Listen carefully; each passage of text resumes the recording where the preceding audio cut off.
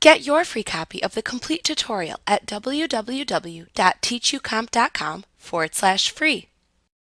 When you create text, it is created in its own type layer, which you can see in the Layers panel. Remember to select the correct text layer before trying to apply editing changes to text. You can also apply layer effects to text layers and change layer options for text layers just like you would with normal layers. One thing you may want to do with a text layer is to simplify, also called rasterize it. Remember that text layers are created using vector-based information. To use bitmap editing tools on a text layer, you must first rasterize the layer. However, doing this makes it no longer editable using the normal Type tool in the toolbox. To simplify a text layer, select the layer in the Layers panel. Then select Layer. Simplify Layer from the menu bar to change the vector information to bitmap information.